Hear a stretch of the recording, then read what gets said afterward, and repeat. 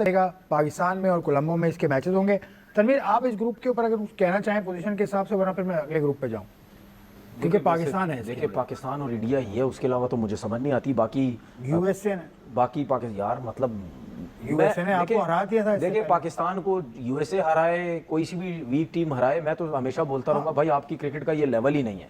और मुझे तो बड़ा अजीब व गरीब ये लगता है जब ये बातें हो रही होती है ग्रुप में, यूएसए हरा देगा, नेदरलैंड हरा सकता है, नमीबिया हरा देगा, फलाना हरा देगा। अभी ये भी बातें हो रही हैं जी साउथ अफ्रीका को नमीबिया ने हरा दिया। ठीक है, आप साउथ अफ्रीका की टीम देखें, मैं मानता हूँ वो टीम नहीं थी साउथ अफ्रीका की नमीबिया के अगेंस्ट, लेकिन फिर भी जो साउथ अफ्रीका की क्रिकेट का स्टैंडर्ड है उस पर भी कितनी बातें हुई या नहीं हुई कि यार नमीबिया ने साउथ अफ्रीका को हरा दिया। ठीक है, तो बात यह है कि एक आपका स्टैंडर्ड भी होता है। अगर साउथ अफ्रीका की ए बी सी टीम ने भी नमीबिया को हराया तो वो भी आपके लिए शर्मनाक बात है, क्योंकि आपका जो स्टैंडर्ड है एक मतलब बड़ी टीम से बाकी टीम भी, दूसरी बी टीम भी अगर नमीबिया से आ रही है तो गलत है।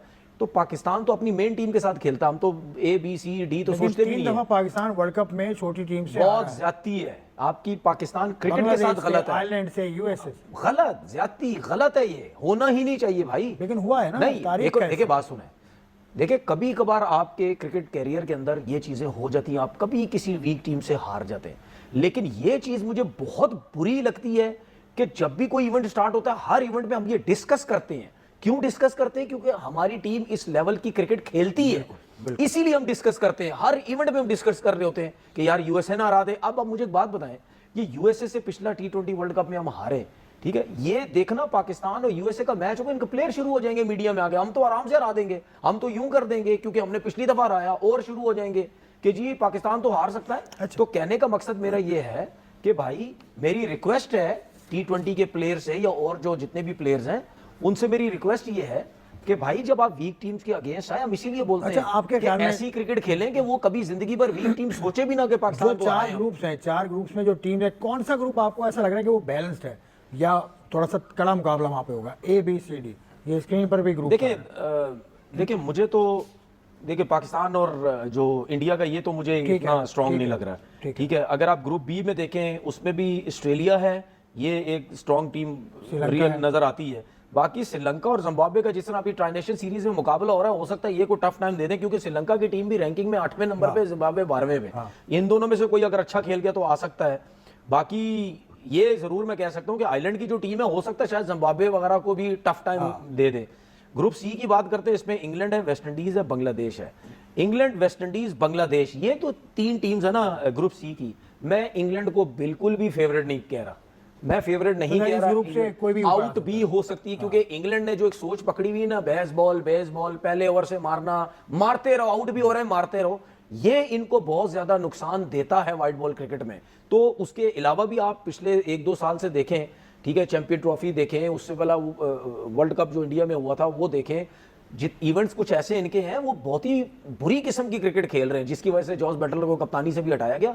तो मुझे नहीं समझ आ रहा कि ये एक तो एशियन कंडीशन में ये क्या करेंगे। वेस्ट इंडीज के स्पिनर्स भी अच्छे हैं, बांग्लादेश के भी अच्छे हैं। ग्रुप डी की जो बात करते हैं, साउथ अफ्रीका, न्यूजीलैंड, ये 2 टीम्स मुझे लगती हैं ग्रुप डी से ये जो 2 टीम ऊपर आ सकती हैं।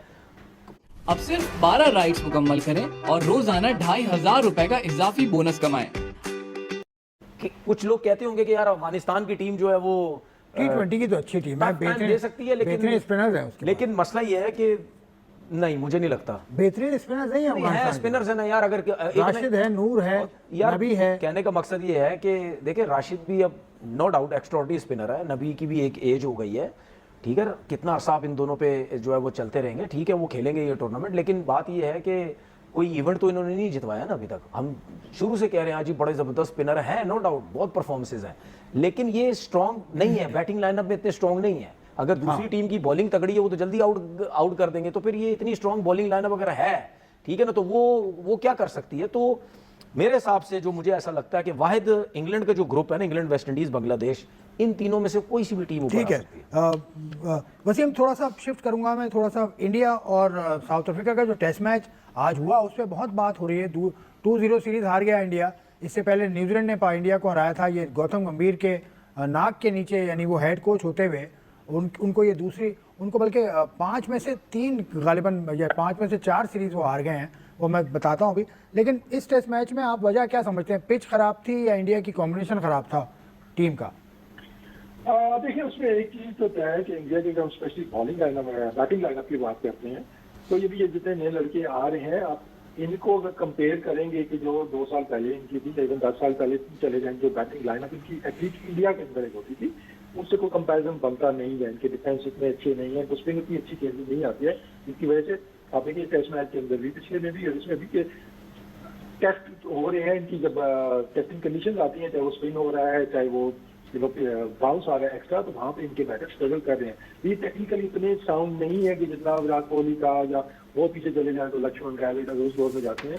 तो मुझे तो इतना अच्छा फीचर इंडिया बैटिंग लाइनअप का नजर नहीं आ रहा है कि इस बैटिंग लाइनअप के साथ ये होम सीरीज में भी वेस्टर्न की पिचेज पे खेलेंगे। हो सकता है बहुत ही पटाखा टाइप पिच बना दे तो वहाँ पर ये रन कर लें, लेकिन यहाँ पे इनकी टेक्निक चेक होगी, टेम्परामेंट चेक होगा, ये स्ट्रगल करेंगे। लेकिन क्रेडिट आपको देना होगा साउथ अफ्रीका को कि जिस प्लानिंग के साथ, जिस माइंडसेट के साथ वो खेले हैं, तो वो एक चीज आप नहीं कह सकते वो बैटिंग से जीत गए हैं, या स्पिनर से जीत गए हैं, या वो पेसर से जीते हैं। हर डिपार्टमेंट ने कंट्रीब्यूट किया है। फास्ट बॉलर को देख लें, उन्होंने विकेट लेके दी है, नीचे स्पिनर्स आए हैं उन्होंने विकेट लिया, और बैटिंग में भी एक आध प्लेयर के ऊपर पूरा इंसार उन्होंने किया, उन्होंने कंट्रीब्यूशन दी है। तो ये एक अच्छी एक चीज नजर आ रही है कि बाहर की टीमें जब आ रही है एशियन कंडीशंस के अंदर, दे आर परफॉर्मिंग बेटर। पहले ये चीज हमें ऑस्ट्रेलिया के अंदर नजर आती थी कि वो जब भी आते थे तो वो बाकियों से बेहतर यहाँ पे खेल के जाते थे, चाहे ऑस्ट्रेलिया हो, चाहे पाकिस्तान हो, चाहे इंडिया हो, बांग्लादेश हो। लेकिन अब साउथ अफ्रीका में वो चीज नजर आ रही है, वो अडॉप्ट कर रहे हैं बेहतर तरीके से चीजों को। तो आई थिंक जो इंडिया की बैटिंग लाइनअप है, मुझे उतना कोई ब्राइट फ्यूचर इस बैटिंग लाइनअप पर नजर नहीं आ रहा। ठीक है, वसीम की आवाज़ ख़त्म हो गई किसी वजह से, टेक्निकल कोई इशू है। आपसे ये देखिए, गौतम गंभीर का जो रिकॉर्ड है 90, वो आए थे 2 साल पहले, 2024 में वो आए थे, सितंबर में उन्होंने पहला टेस्ट खेला था। 19 टेस्ट मैचेस उनके अंडर खेल चुकी है और 10 उनको शिकस्त हुई है, 10 शिकस्त। 19 में से 7 टेस्ट मैच जीते हैं, 10 में शिकस्त हुई है। ये अच्छा हेड कोच है फिर। नहीं, हेड कोच की वजह से जीतता है, टीम हेड कोच की वजह से जीतती है। ये तो आपने बड़ी अच्छी बात बोली ना। तो मैं तो सारी जिंदगी यही कहता हूँ कि भाई सिर्फ कप्तान के ऊपर ब्लेम नहीं देना चाहिए, आपका हेड कोच भी इन्वॉल्व होता है, आपके प्लेयर्स भी होते हैं। ऐसा नहीं है कि आपकी टीम हारती है तो सिर्फ कप्तान, और अगर क्रेडिट भी टीम जीतती है तो सिर्फ कप्तान को नहीं देना चाहिए, क्योंकि कप्तान की इस वजह से वैल्यू बन जाती है, वो फ्रंट पे होता है। टीम हारती है कप्तान को पकड़ो, टीम जीतती है कप्तान को पकड़ो, कोच तो पीछे रह जाता है, बाकी जो 10 प्लेयर्स होते हैं वो तो पीछे रह जाते हैं, सिर्फ कप्तान कप्तान हो रहा होता है। देखिए आपको शायद याद होगा जब गौतम गंभीर हेड कोच बने थे, मैंने बोला था इनकी टीम की वो परफॉर्मेंसेज शायद ना रहे। व्हाइट बॉल क्रिकेट में ठीक है, अच्छी रह रही है, लेकिन टेस्ट क्रिकेट में नहीं रही।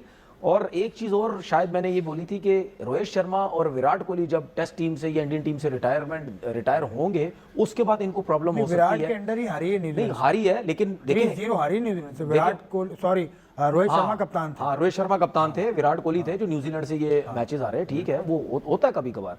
लेकिन बात ये है 26 कि साल के बाद हुआ। देखिए कभी कभार एक चीज हो जाती है, बार बार नहीं होती है। इंडियन टीम जो है वो स्पेशली अपनी कंडीशंस में, यही टीम अभी इंग्लैंड में खेली थी, कितना अच्छा खेली थी, ठीक है। यहाँ पे जो है इनको प्रॉब्लम, कोच कौन था इंग्लैंड में? नहीं वो तो गौतम गंभीर था, तो लेकिन क्रेडिट क्रेडिट पूरी टीम को जाता है, मैं गौतम गंभीर को नहीं दूंगा। तो यहाँ अगर आप पूरी अगर जो उनकी सीरीज जिस हिसाब से बता रहे हैं, इतने मैचेस आ रहे हैं, तो फिर गौतम गंभीर पे जाना चाहिए ना भाई, आप कोच है क्यों टीम हार रही है। खैर बात यह है कि जिस तरीके से मैं हमेशा बोलता हूं, मैं पाकिस्तान को भी मैसेज दिया है मैंने, और इंडिया के लिए भी मैंने बात की थी, अगर आप ये सोच के क्रिकेट खेलेंगे कि स्पिन ट्रैक्स बना लेंगे, दूसरी टीमों को हम क्या कहते हैं उसको, वर्ड यूज करते हैं, सीना कंट्रीज को अगर आप ये पकड़ सकते हैं कि जी स्पिन ट्रैक्स के ऊपर आ जाए, इनको पकड़ लेंगे, ये कर लेंगे, नहीं भाई अब छोड़ दें। वो दुनिया बहुत ऊपर चली गई है, क्रिकेट बहुत ऊपर चली गई है, अब एडवांस हो गई, सब वर्किंग करके आते हैं क्या करना है क्या नहीं करना है। उसके बाद ये याद रखें कि वो पाकिस्तान में सीरीज खेल के गया है साउथ अफ्रीका। पाकिस्तान की जो पिचेस थी स्पिनर के हिसाब से बहुत डिफिकल्ट थी इंडिया के आगे। इंडिया में फिर भी आपके बल्ले पे बॉल आ रहा था, मोहतसामी ने 100 कर दिया, जिसका फर्स्ट क्लास का रिकॉर्ड कितना जबरदस्त है किसी को पता ही नहीं था। ठीक है, डिजोजी ने रन किए, जेंसन ने नीचे से आके 93 रन किए पहली इनिंग में। इंडिया की जो कंडीशन थी, बैटिंग इतनी बुरी नहीं थी, लेकिन अब बात क्या हो रही है कि जी उसके फास्ट बॉलर्स ने भी, जेंसन ने भी आउट किए भाई, वो 6 फीट 8 इंच का है। इंडिया की जो कंडीशन जो पिचेस की है वो सबको पता है इतनी बाउंसी नहीं होती है, और जितने भी बैट्समैन है वो डबल माइंड रहते हैं, मारने जाएं छोड़ें, मारने जाएं छोड़ें। उस पे उसकी हाइट है और आगे से बॉल उसका उड़ता है। बैट्समैन ये नहीं समझते कि यार इतना बॉल आगे से ऊपर आ जाएगा, क्योंकि उसकी हाइट है जिसकी वजह से उसको एडवांटेज होता है। उसने कितने पीछे की बॉल पे आउट किए। उसके बाद सेकंड इनिंग में आर्मर को देख ले, उसने आई थिंक 6 आउट किए। अब साउथ अफ्रीका को यह पता चल गया होगा कि यार हमने अपने अपने क्रिकेट के कैरियर में या उनके सिलेक्टर्स को साउथ अफ्रीका के ये समझ आई होगी कि हमने आर्मर जैसे ऑफ स्पिनर को ना खिला के 10 साउथ साल अफ्रीका बैठा रहा को वो। कितना डैमेज किया 10 हमने। साल बैठा रहा है वो। साउथ अफ्रीका की विनिंग परसेंटेज को हमने कितना डैमेज किया है। winning percentage की बात हम 2015 में वो आखिरी टेस्ट मैच खेला है, उसके बाद 2022 में वो आया है, और आप 2015 तक जो भी देखें उसमें भी उसके 20, 21, और वो 22 महाराज आउट हैं। महाराज नहीं खेल रहा था पाकिस्तान में तब आया था। ठीक है, और एक और चीज देखें, अभी वो 36 साल का है, इनको ये समझ आ जानी चाहिए साउथ अफ्रीका जीत क्यों रहा है, सिर्फ आर्मर की वजह से। क्यों? क्योंकि वो ऑफ स्पिनर है, 1000 आउट होने वाले उसके फर्स्ट क्लास क्रिकेट में ही हो गए।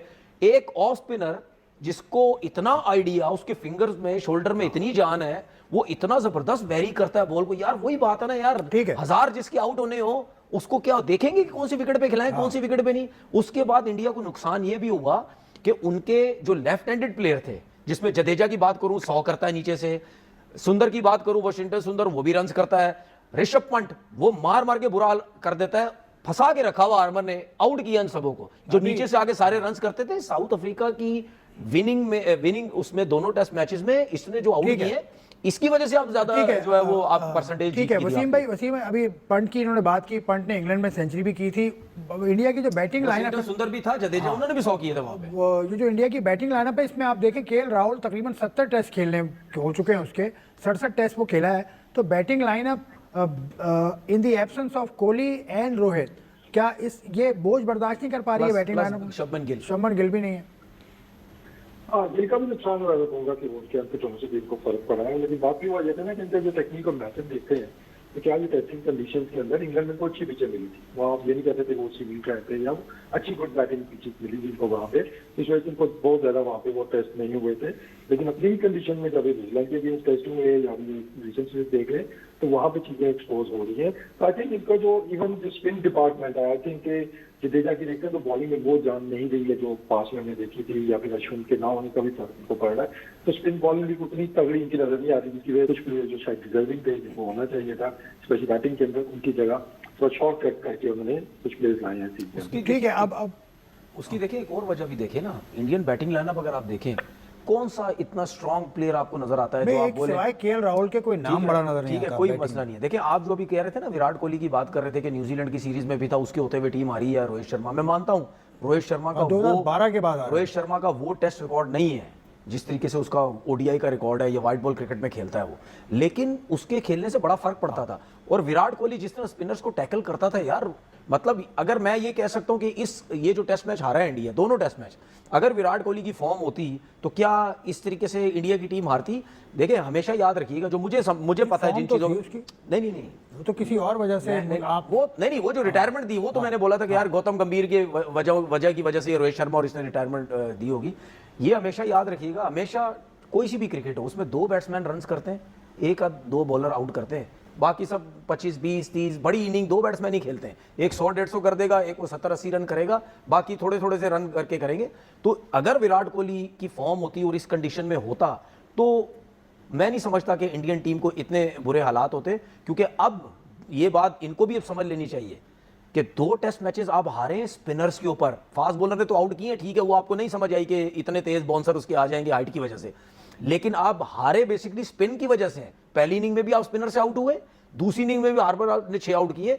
तो इस पे अगर जो भी, मैं इस वजह से बात कर रहा हूं क्योंकि अगर उनकी क्रिकेट इतनी ऊपर जा रही है तो वो जरूर इसके ऊपर काम करेंगे। नहीं यार, अगर हमने अब इंडिया में भी खेलना है तो ऐसी पिचेस नहीं बनानी, और अगर ऐसी पिचेस बनानी है तो हमें कोई ना कोई 1 से 2 प्लेयर स्पिनर को टैकल करने के लिए ऐसे प्लेयर लाने पड़ेंगे जो स्पिनर्स को हैंडल कर सके, वरना इनका अगली दफा। गौतम गंभीर ने उसने क्या कहा वो भी आपको बताऊंगा मैं, लेकिन एक ब्रेक का वक्त है। तो इंडिया से भी और इंडिया के बाहर से भी उन्होंने प्रेस कॉन्फ्रेंस की और उन्होंने कहा कि मैं चैंपियंस ट्रॉफी में जीते हैं मेरे अंडर, उसके अलावा एशिया कप भी जीते उनके अंडर। वो 2 साल के अरसे में उनकी वाइट बॉल परफॉर्मेंस बहुत अच्छी है।